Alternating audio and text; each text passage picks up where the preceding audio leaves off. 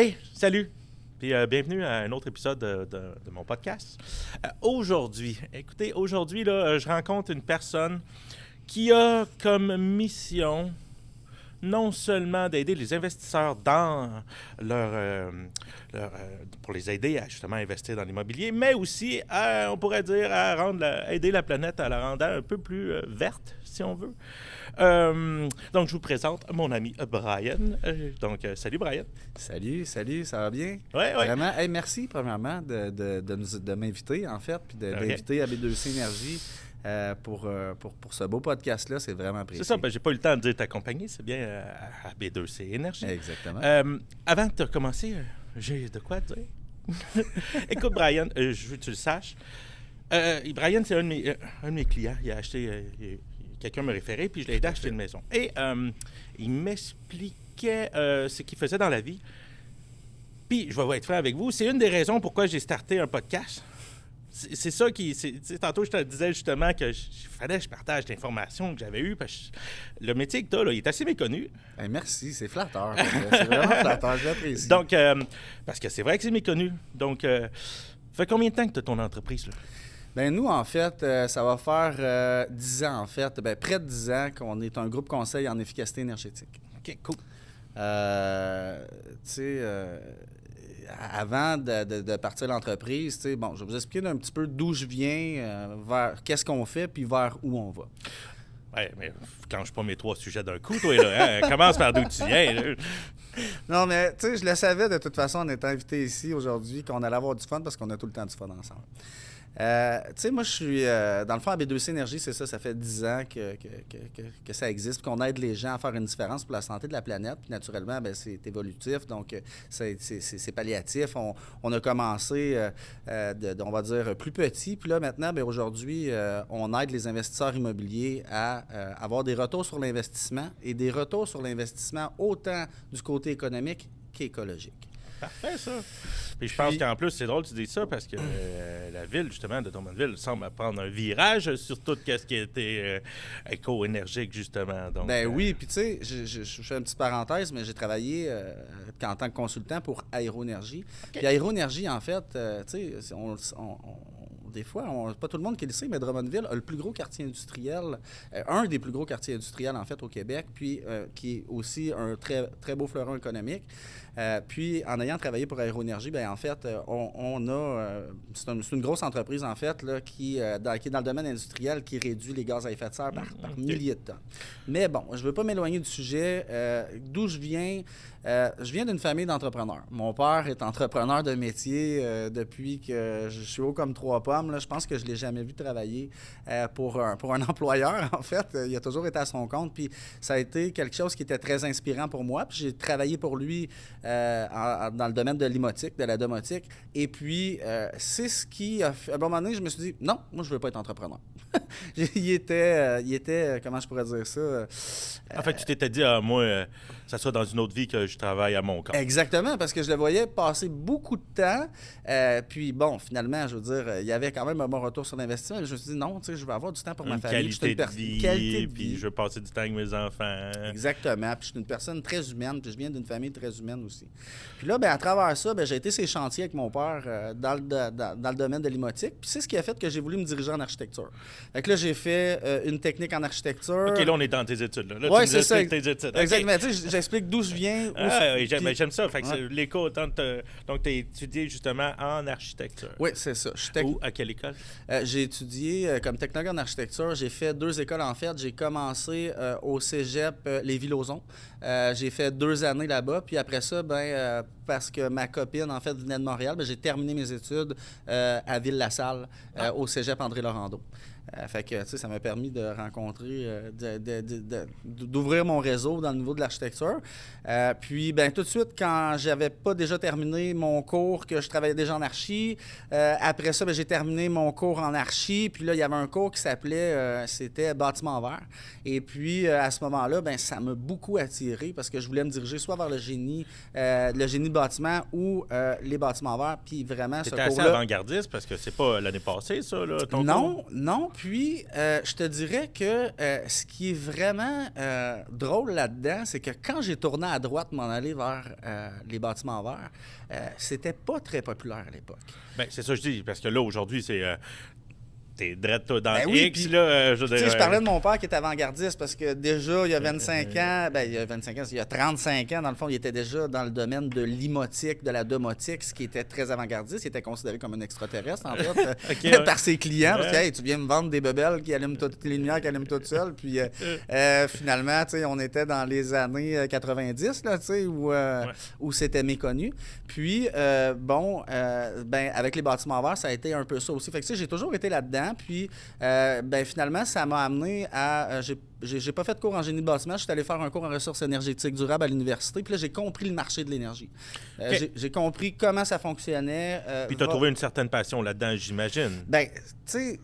Tu as l'air passionné dans ce que tu fais. Je suis passionné. Parce que là, j'ai hâte qu'on tombe au présent, parce que là, on va dire au monde pourquoi je t'ai invité, puis les choses que t'offres. Là, exact. C'est là que... Oui, c'est ça. C'est là que la passion vient, puis c'est pour ça qu'on s'entend très bien aussi, parce que toi aussi, tu es un passionné. Puis je pense que dans le métier qu'on fait, si on est passionné, on le fait bien. On met un petit peu plus de temps que les autres, et puis c'est ça. Donc, pour fermer la parenthèse par rapport J'aime bien ton un peu plus de temps que les autres.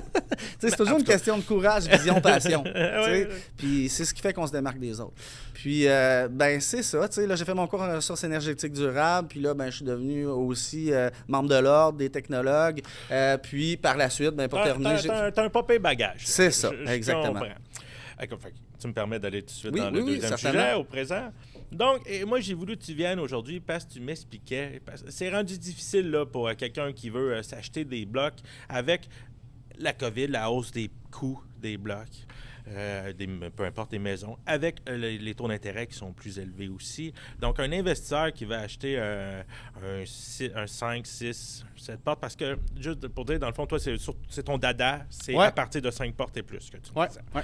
Donc, parce que eux autres, c'est difficile, là, parce que tu vas acheter ça au prix, c'est pas rentable.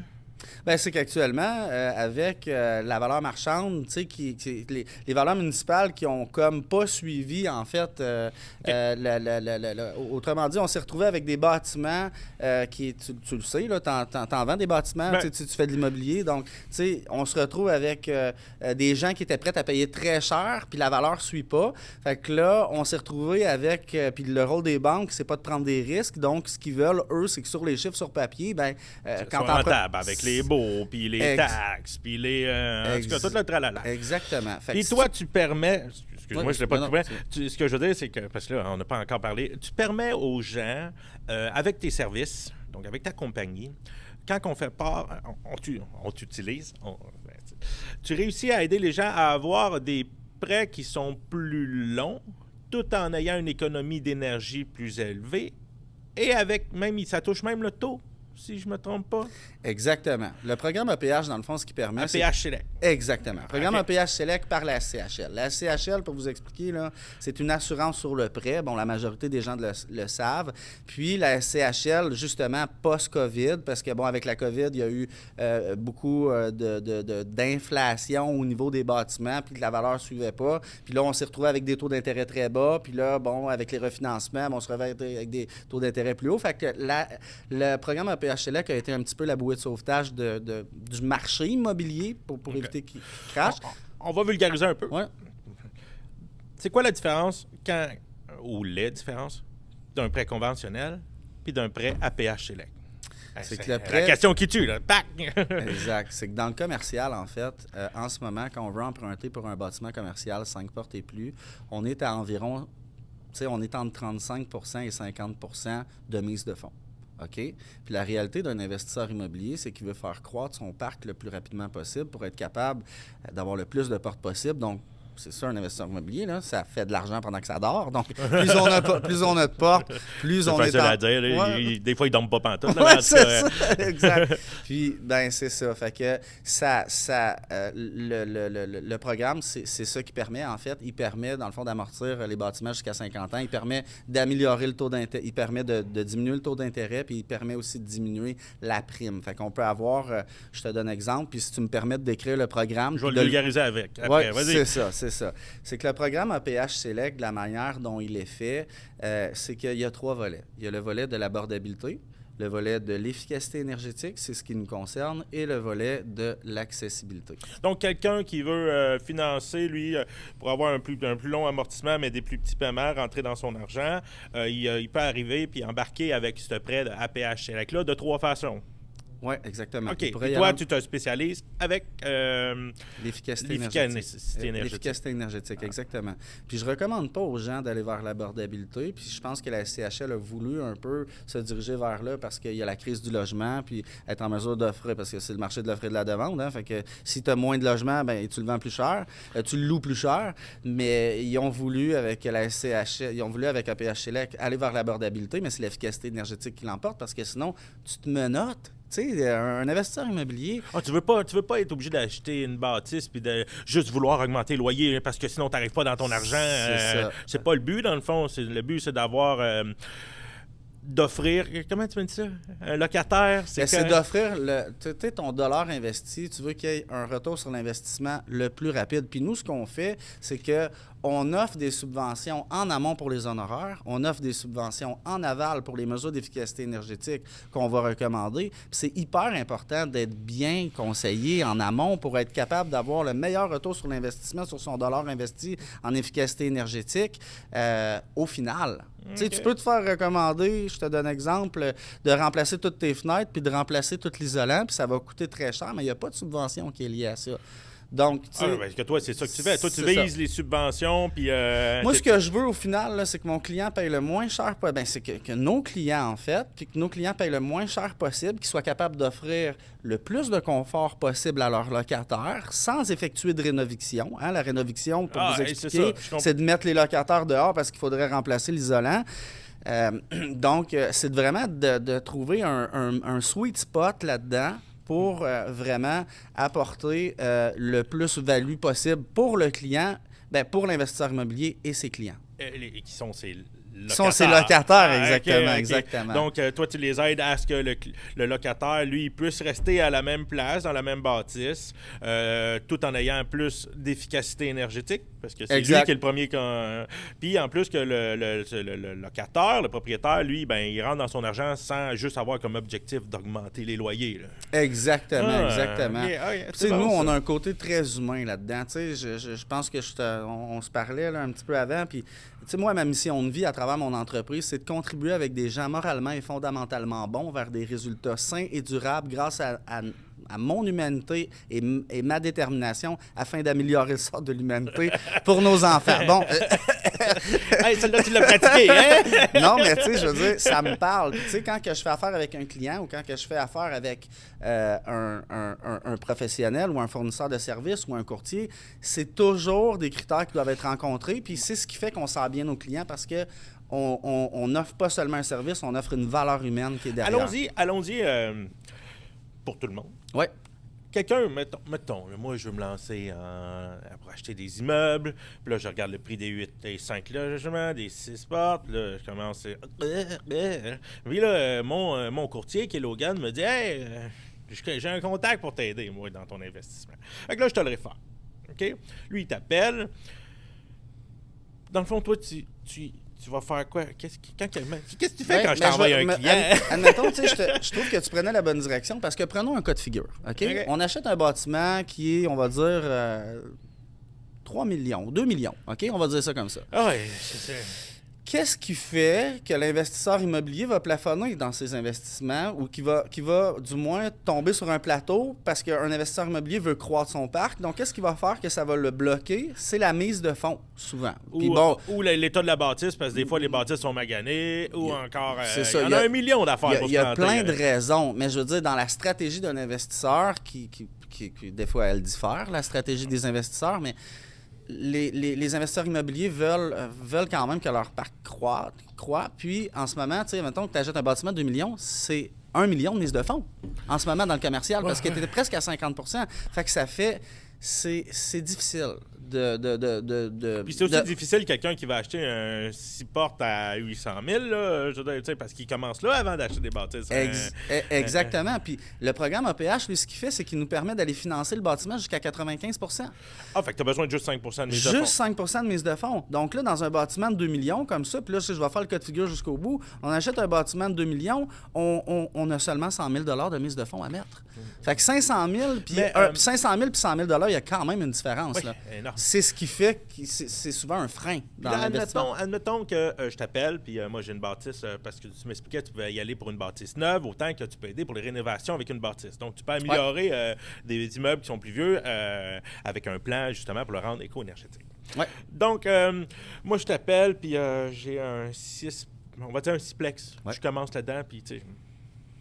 Donc, toi, tu vas me prendre par la main. Sixplex 1 million. On va l'appeler, on va le dire comme ça. OK, sixplex, puis ils sont pas donnés, à part s'ils sont maganés. Là, je veux dire. Fait que, toi, je t'appelle, puis là,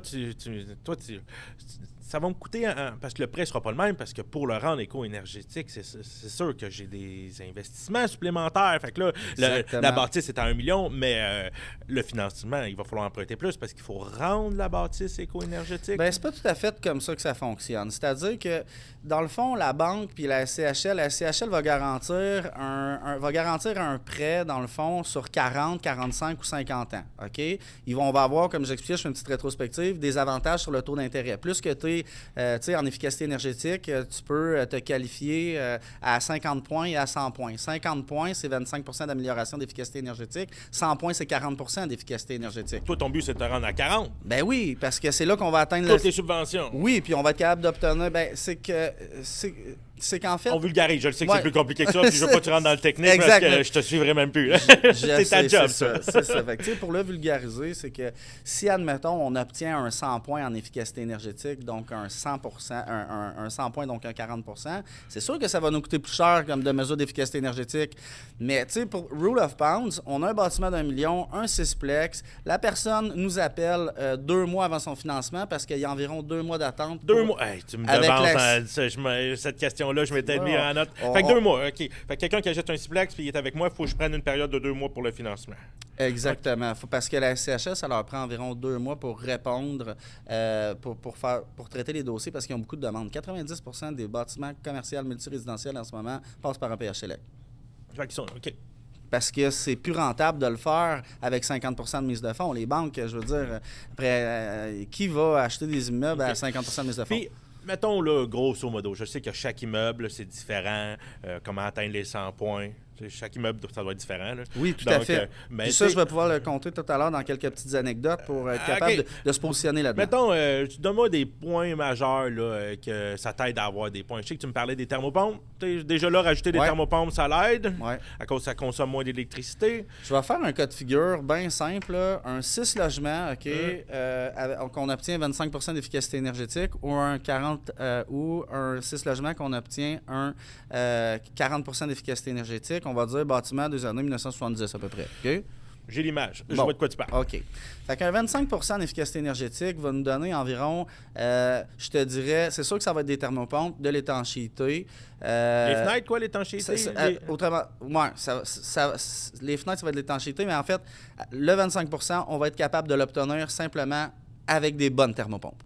Ah, OK. Juste avec ça. Fait que c'est pas un investissement du genre, il faut tout que je refasse l'isolation.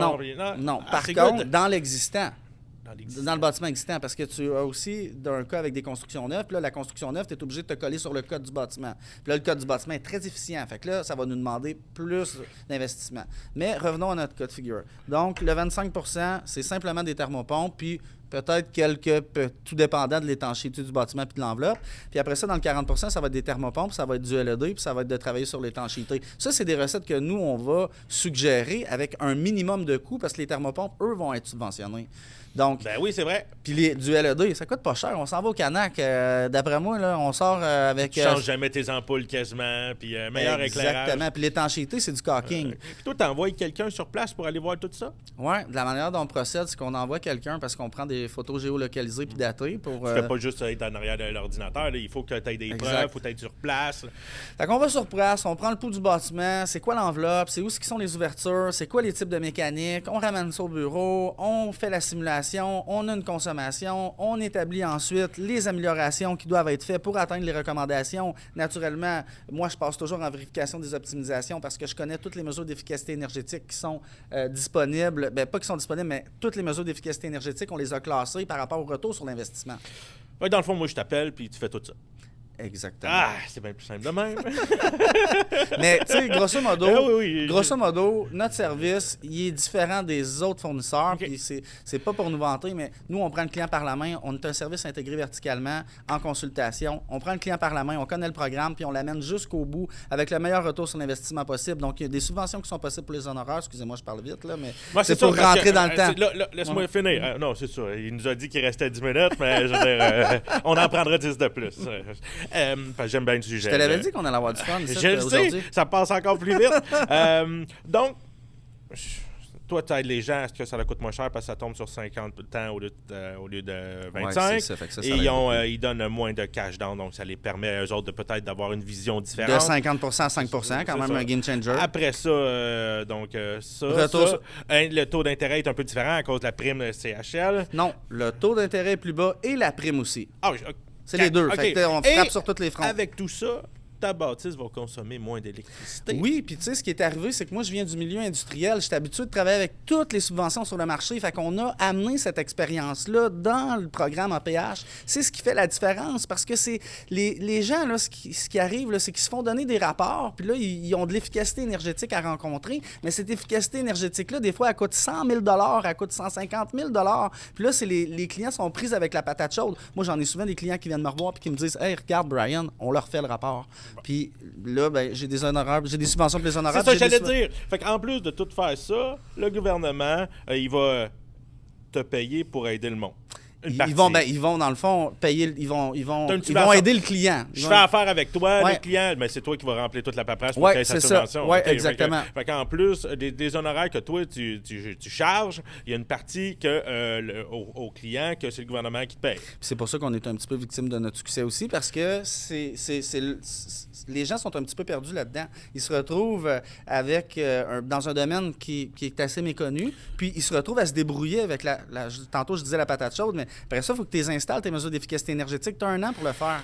On serait bien fou de se priver de tes services si ta paye, c'est pas nous autres qui te payent au total. Je veux dire, le gouvernement nous aide à être engagés. Fait qu'on serait bien niaiseux d'essayer de tout faire nous autres mêmes. Moi, souvent, ce que je dis, c'est que des subventions, c'est comme de l'argent. C'est comme de l'argent mais il faut que tu sois au courant. C'est ça l'affaire. C'est ça, exactement. Il n'y a pas des annonces comme là. Moi, quand tu me parlais de la PHL, je connaissais pas ça, mais pas pantoute. Fait que le monde devrait le savoir. J'ai des histoires d'horreur que j'ai repris. Regarde, on va tomber un peu dans... on reviendra pour les anecdotes. Puis après ça, on finit avec les anecdotes. Fait que là, grosso modo, on a tout su à quoi ça sert. On comprend que chaque bâtisse, c'est différent pour le projet. Oui, la démarche est différente par projet. Mais on connaît puis on sait que tes honoraires sont en plus subventionnés. Ouais. Donc, tu te vois où, toi, là? Bon, dans 5 ans, je t'entends qu'à tomber dans le futur. Là, je sais que tu as engagé... une nouvelle adjointe? Oui, exactement. Justement, j'ai ma conjointe là, qui est rentrée avec nous au bureau. On a quand même on a développé une je te dirais que ça fait 3-4 ans là, que ça va bien. Puis cette année, on a grossi notre équipe. Ma conjointe est rendue adjointe administrative. On a 3 personnes sur le terrain pour faire des relevés pour faire les relevés puis les simulations. On est rendu avec 2 représentants. On a une personne à temps plein sur les subventions. Puis tout ça fait que, puis les subventions, ce qui arrive, c'est que la virgule se déplace en temps réel, fait que c'est important de la suivre. Puis tout ça fait qu'on est capable d'offrir un service en termes de qualité, coût, délai à nos clients qui est à la hauteur de leurs attentes. Génial. Tu penses avoir pignon sur rue un moment donné? Ben, en ce moment, certainement, justement, avec la maison que tu m'as aidé à acquérir, on a l'intention, parce qu'en ce moment, tu sais, on s'est installé dans le sous-sol de la maison, là, comme bien des gens le font, on a l'intention avec le terrain commercial, le terrain résidentiel qui est zoné commercial sous boulevard Saint-Joseph, sans nommer l'adresse, on a la possibilité de construire à côté. Tu as la vision de voir le logo de ta compagnie.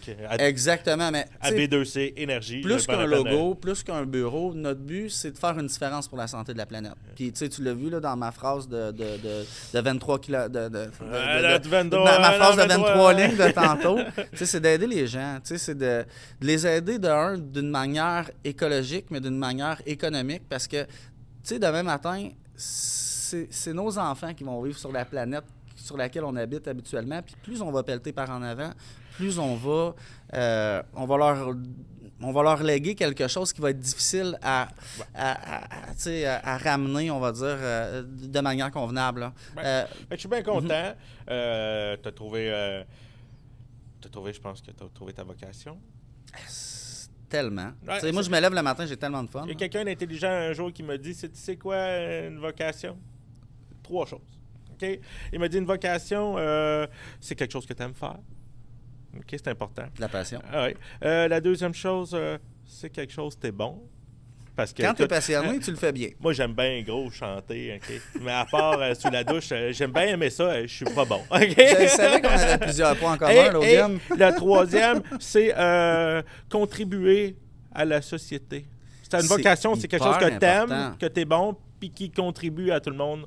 Donc, je suis content de voir que tu as trouvé peut-être un peu ta vocation. Si tu fais une différence dans le métier que tu fais, t'as l'impression, pas t'as l'impression, mais t'es important dans ce que tu fais. Tous les humains ont besoin de ça.